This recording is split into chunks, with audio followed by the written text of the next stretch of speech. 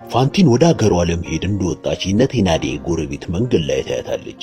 ሴትዮዋ እነቴናዴን እንዴት አደራችሁ ለማለት ከቤታቸው ጎራ እንዳለች ወዲያውኑ ይገርማችኋል፣ ወደዚህ ስመጣ አንዲት ሴት መንገድ ላይ አየሁኝ። ሴትዮዋን ብታዩት እጅግ በጣም ታሳዝናለች።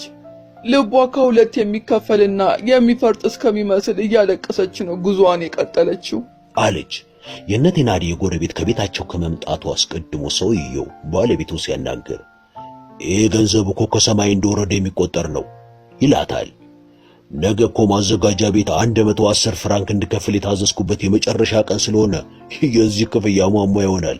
50 ፍራንክ ስለጎደለን ከየት አባቴን የማመጣው እያልኩ ስጨነቅ ነበር። በልጆቻችን ሰበብ ይችን ሴት ደህና አድርገሽ አጠመድሽልኝ ባላት ጊዜ ያው ምንም ሳይታወቅብኝ አለች ማዳም ቴናዴ እየሳቀች። ወጥመድ ውስጥ የገባ አይጥ ማምለጫ አጥቶ ይቅበዘበዛል። በድመት ጥፍር የተያዘ አይጥ ግን ከዚያ ይበልጥ ይቅበዘበዛል፣ ክፉኛም ይጨነቃል። ለመሆኑ እነ ሚስስና ሚስተር ቴናዴ ምን አይነት ሰዎች ይሆኑ? ምድባቸው ዕውቀት ኖሯቸው ግን ጊዜ ከጣላቸው ሳይሆኑ የተናቁ ሆነው ጊዜ ካነሳቸው ሰዎች ውስጥ የሚመደቡ ናቸው። ጊዜ ያነሳቸው ሰዎች ጥፋት ሲፈጽሙ የሰርቶ አደሩ ትጋት ወይም የቡርዣው ክብር የተጎናጸፉ ባይሆኑ ስህተታቸው ጊዜ ከጣላቸው ላይ ተደፍድፎ እነርሱ ከጥፋቱ ነፃ ይወጣሉ።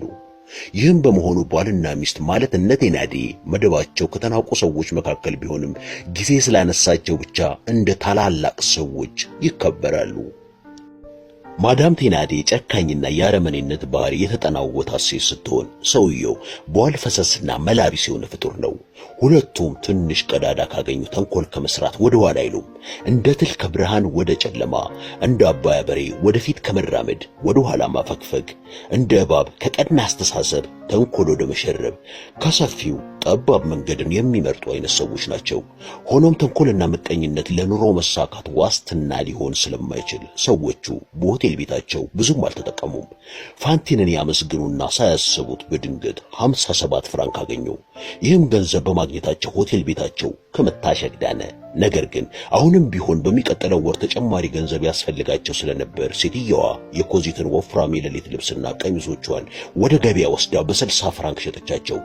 ያም ገንዘብ ሲያልቅ ኮዚትን ለነፍሳቸው ብለው ያስጠቋት እንጂ ጥቅም ያገኙባት መሆኑን ረስተው እጅግ በጣም ጨከኑባት። የግሏ የነበሩትን ልብሶች ሸጠው የልጆቻቸውን የተቦጫጨቁ ልብሶች አለበሷት። ለውሻ እንደሚሰጥ አጥንት ከሆቴል ቤቱ በላተኛ የወዳደቀ ትርፍራፊ እንድትበላ አስገድዷት። ምድቧ ከሰው ሳይሆን በር ላይ ተኝቶ አይን ከሚያይ ውሻና ከተመጋቢ እግር ስር ድምፅ እያሰማ ከሚሄድ ድመት ጋር እኩል ሆነ። ምግብ እንደ ውሻና ድመት በገበቴ መሳይ ነገር ተደርጎ መሬት ተጣለላት። እናቷ አገሯ ከገባች በኋላ እዚህ ገባ የማይባል ስራ አገኘች። ስራዋ ላይ ሆና በወሩ ለነ ሚስተር ቴናዴ ደብዳቤ ጻፈችላቸው።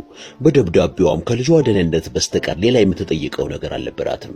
ባልና ሚስትም በመልስ ደብዳቤያቸው ኮዚት ተመችቷት እንደምትኖርና ጤናዋ ደህና እንደሆነ ገልጸው ነበር የጻፉላት።